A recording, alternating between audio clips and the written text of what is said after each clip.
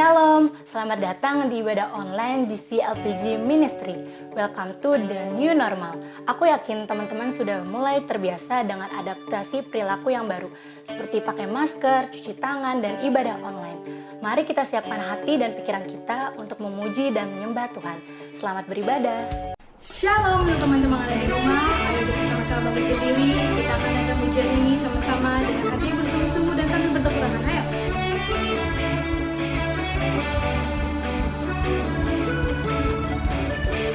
Hari ini hari yang telah dijadikan Tuhan. Mari kita bersuka. Hari ini hari yang telah dijadikan Tuhan. Mari kita bersuka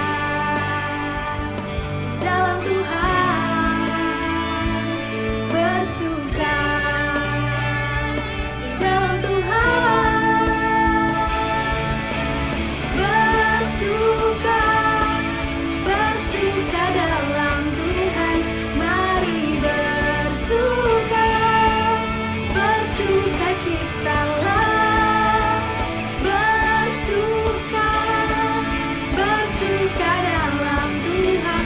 Sekarang bersuka, bersuka citalah. Lebih semangat lagi kita nyanyikan pujian ini sambil bertepuk tangan sama-sama katakan. Hari ini hari yang telah dijadikan Tuhan. Mari kita bersuka di dalam Tuhan, bersuka di dalam Tuhan, bersuka, bersuka dalam Tuhan.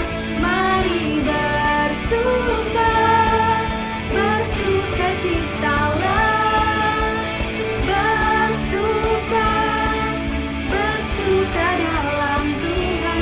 Sekarang bersuka, bersuka citalah, bersuka, bersuka dalam Tuhan.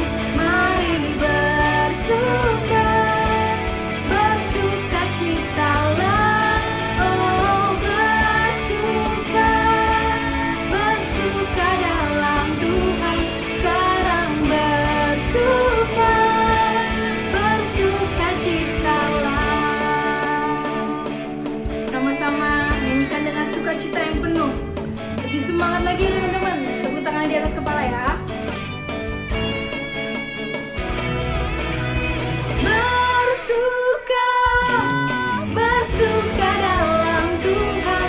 Mari bersuka, bersuka citalah, bersuka, bersuka dalam Tuhan.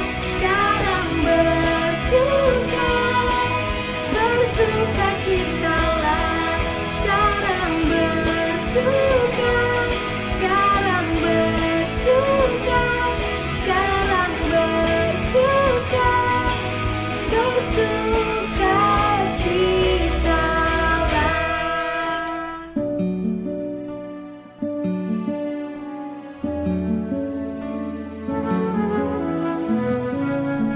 Ayo mari sama-sama kita satukan hati dan pikiran kita. Kita mau masuk lebih dalam lagi dalam hadirat Tuhan. Naikkan pujian ini sama-sama. Ku mau selalu bersyukur, selalu bersyukur. Kau Tuhan yang setia, yang selalu menopang. Ku mau selalu bersyukur, selalu bersyukur. Kau Bapa-Ku yang setia. Ku mau selalu bersyukur, selalu bersyukur. Kau Tuhan yang setia, yang selalu menopang. Ku mau selalu bersyukur.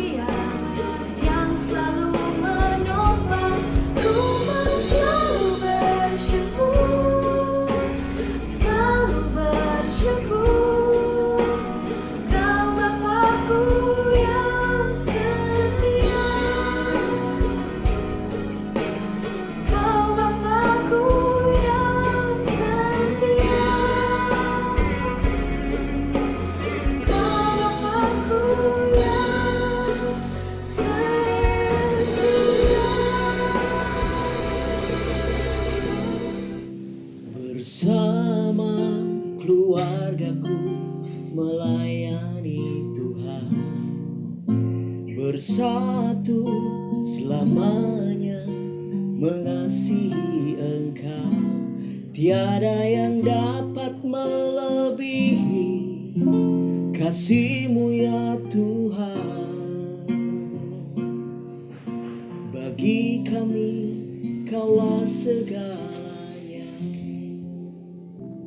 Shalom teman-teman kaum muda Lewi Pondok Gede. Kita bertemu lagi. Dan pada kali ini kita akan bahas sesuatu yang sangat luar biasa, yaitu mengenai keluarga. Kak Adit akan sampaikan dulu bahwa apakah pengertian daripada keluarga. Keluarga pada hakikatnya adalah suatu komunitas atau sekumpulan orang atau manusia, laki-laki atau perempuan, yang tentunya terikat dalam suatu struktur. Pertama adalah orang tua, di mana di situ orang tua ada seorang suami atau seorang bapak, tentunya seorang laki-laki, dan juga seorang istri atau seorang ibu, tentunya adalah seorang perempuan. Dan yang kedua adalah anak-anak, yaitu laki-laki dan perempuan yang terikat dalam suatu hubungan darah atau keturunan daripada suami dan istri tersebut. Dan mereka ada dalam suatu komitmen bersama untuk mencapai suatu arah dan tujuan hidup. Sesuatu yang sangat menarik teman-teman kalau kita membahas keluarga.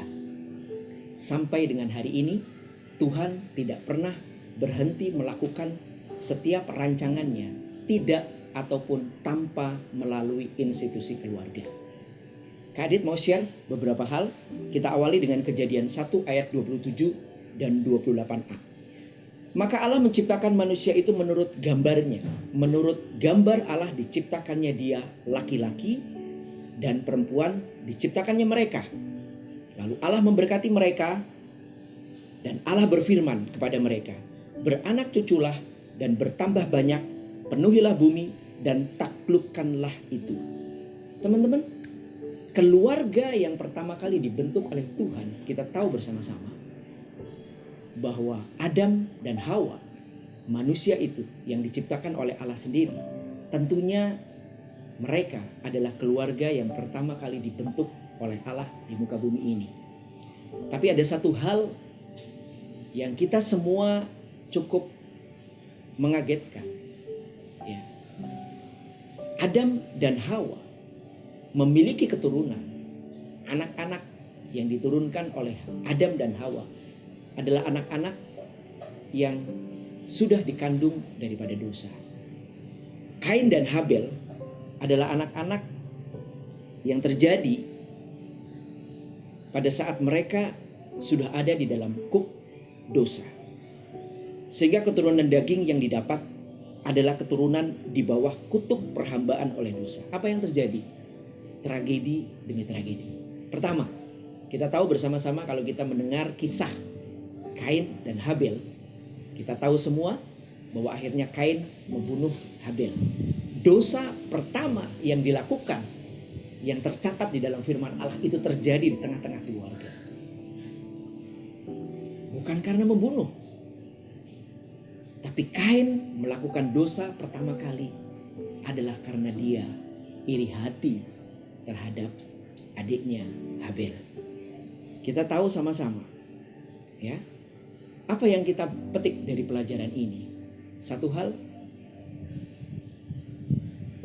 adalah untuk membentuk suatu keluarga yang kuat, bahwa keluarga ini harus didasari oleh pengertian dan pemahaman mengenai firman Tuhan. Yang pertama adalah kita boleh mendengar suara Tuhan dengan benar, dan kita mau belajar bagaimana mendengar suara Tuhan yang akhirnya firman itu akan mengokohkan keluarga. Mendengar suara Tuhan dengan benar. Kita bisa lihat contohnya. Hawa tidak memperhatikan perintah Tuhan secara jelas dan benar. Kita tahu karena Hawa tidak mendengarkan perintah Tuhan secara benar dan jelas dari suaminya, akhirnya dosa itu masuk. Akhirnya dosa itu terjadi. Akhirnya pelanggaran firman itu terjadi. Akhirnya kuk terhadap dosa itu terjadi karena tidak mendengarkan perintah Tuhan dengan jelas. Kedua, kenapa Kain iri hati? Kenapa Kain iri hati terhadap Habel yang persembahan terhadap Tuhan diterima oleh Tuhan? Sebetulnya karena Kain tidak pernah mendengarkan petuah daripada orang tua atau pengajaran daripada orang tua. Karena kita tahu bahwa Tuhan sebetulnya hanya berkenan untuk menerima persembahan, yaitu persembahan korban dari anak-anak domba atau persembahan darah dari anak-anak domba atau yang dipersembahkan dengan korban. Tetapi Kain tidak mendengarkan suara Tuhan melalui orang tuanya untuk menerima atau untuk memberikan persembahan itu dengan menggunakan korban. Tetapi dia mempersembahkan hasil buminya. Oleh karena itu, Tuhan tidak berkenan. Sekali lagi, Kak Adit mau tegaskan di sini adalah mendengar suara Tuhan dengan benar. Ada satu pertanyaan. Mungkin anak-anak muda bertanya, Kak, gimana mendengar suara Tuhan yang benar? Sampai dengan detik ini kami kesulitan bagaimana mendengar suara Tuhan yang benar. Contoh paling gampang adalah pada saat Kain dan Habel ada, mereka bukannya tidak mendengar suara Tuhan. Mereka bisa berkomunikasi dengan Tuhan, memiliki kemampuan berkomunikasi dengan Tuhan. Bahkan sebelum Kain membunuh daripada Habel, ada komunikasi antara Tuhan dengan dia, di mana Tuhan mengingatkan untuk melakukan perkara yang baik. Jadi bukan karena tidak bisa mendengar suara Tuhan, tetapi karena Kain tidak mengindahkan suara Tuhan. Jadi di sini yang Kak Adit kepingin tegaskan adalah mendengar suara Tuhan dengan benar. Anak-anak muda, sering ada pertanyaan di dalam diri kita, bagaimana mendengar suara Tuhan? Seperti apa sih Kak mendengar suara Tuhan itu? Sebetulnya simpel.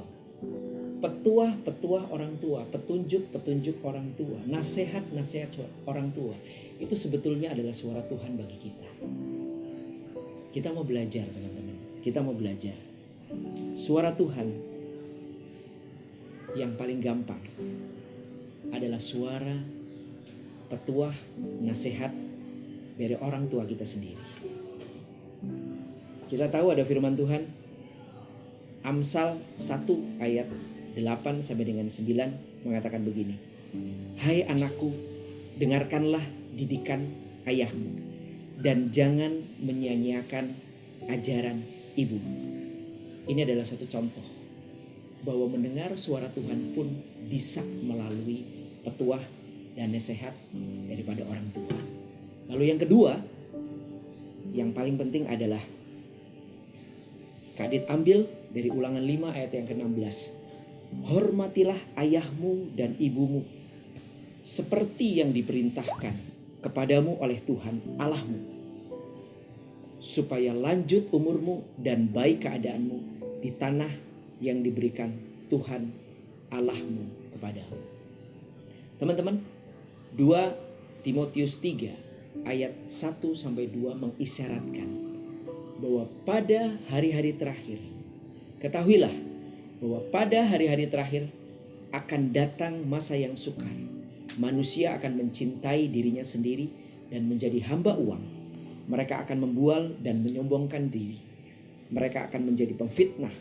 Mereka akan berontak terhadap orang tua dan tidak tahu berterima kasih, tidak mempedulikan agama. Itu sudah diisyaratkan oleh surat Paulus kepada Timotius, bahwa di hari-hari terakhir ini kita harus waspada. Di mana di ayat kelimanya dikatakan, bahkan mereka semua sebetulnya adalah menjalankan ibadah secara lahiriah. Teman-teman, ada satu hal yang Kak Adit kepingin dasari di sini, bahwa di hari-hari terakhir, apalagi pada saat situasi sekarang ini, pola kehidupan sudah mulai berubah. Dengan adanya pandemi, dengan adanya kesulitan-kesulitan sekarang, biasanya orang-orang menjadi memudahkan dan menghalalkan berbagai macam cara untuk mencapai tujuannya. Dan ini adalah satu hal yang kita harus perhatikan. Tuhan kita tidak pernah berubah. Tuhan kita tetap dari dulu hingga kini. Tuhan kita juga tetap menjalankan rencana-rencananya melalui keluarga. Maleakhi 4 ayat 5 dan ke-6 dikatakan begini. Sesungguhnya aku akan mengutus Nabi Elia kepadamu menjelang datangnya hari Tuhan yang besar dan dahsyat itu. Maka ia akan membuat hati bapa-bapa berbalik kepada anak-anaknya dan hati anak-anak kepada bapa-bapanya, supaya jangan aku datang memukul bumi sehingga musnah. Kak Adit lebih suka terjemahan bahasa Indonesia sehari-hari. Ya, dari Maleakhi 4 ayat yang ke-6 di sini dikatakan, ia Tuhan akan membuat bapa-bapa dan anak-anak bersatu hati supaya aku tidak datang membinasakan negerimu.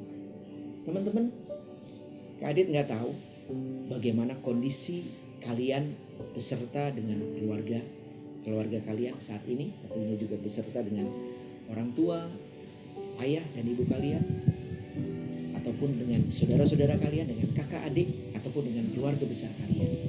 Tapi Kak Adit mau katakan bahwa di hari-hari terakhir ini, seperti yang Maleakhi 4 ayat 5 dan 6 katakan, sesungguhnya aku akan mengutus Nabi Elia kepadamu menjelang datangnya hari Tuhan yang besar dan dahsyat itu. Kita tahu bahwa hari-hari ini adalah Pentakosta ketiga, bahwa hari-hari ini adalah hari di mana penuaian besar itu akan terjadi. Saya percaya bahwa yang dimaksud dengan Tuhan mengutus Nabi Elia dengan kuasa yang luar biasa itu akan terjadi di hari-hari ini. Mari kita respon bahwa Tuhan itu tetap akan mengadakan pemulihan di tengah-tengah keluarga kita, di tengah-tengah orang tua kita, di tengah-tengah sanak saudara kita, kakak adik kita. Mari responi di hari-hari ini bahwa Tuhan pun akan tetap melakukan suatu perkara yang luar biasa di tengah-tengah keluarga yang sudah dipulihkan. Mari kita sama-sama berdoa. Tuhan, hamba-Mu percaya bahwa setiap mata yang melihat, setiap telinga yang mendengar konten ini, Engkau tetap akan berikan pemulihan. Hamba-Mu gak tahu setiap kondisi daripada anak-anak-Mu beserta dengan keluarganya. Apakah situasi sekarang ini mereka berada pada dalam situasi yang tidak baik, orang tua yang kehilangan pekerjaan, anak-anak yang putus sekolah, putus kuliah, bahkan mungkin ada yang mendengar dan juga melihat konten ini, mereka lari dari rumah. Tapi kami percaya Tuhan, bahwa kali kedua dan ketiga, Engkau tetap akan melakukan rencana-Mu yang luar biasa di tengah-tengah keluarga yang dipulihkan. Mari, setiap daripada hati anak-anak-Mu sekarang ini, kami percaya bahwa kami mau dibentuk, kami mau dirubah, kami mau dipulihkan, sehingga kami bisa mengecap kebaikan-Mu di hari-hari terakhir ini. Dan kami percaya pemulihan terhadap orang tua, suami dan istri yang bercerai, suami dan istri yang keluar rumah, bahkan anak-anak yang keluar rumah, anak-anak yang meninggalkan rumahnya, meninggalkan orang tuanya, meninggalkan kakak adiknya. Mereka semua akan kembali dan dipulihkan. Dan kami percaya Tuhan, hanya butuh hati yang merespon, yang akan memulihkan segala sesuatunya menjadi yang terbaik Tuhan. Biar segala sesuatunya itu tetap ada di dalam rancangan. Di dalam nama Yesus Kristus kami berdoa. Haleluya. Amin. Puji Tuhan, untuk memberi persembahan sekarang bisa lebih mudah. Silakan scan barcode yang ada di layar teman-teman semua. Kemudian teman-teman memasukkan nominal yang dikehendaki untuk memberikan persembahan. Selamat memberi.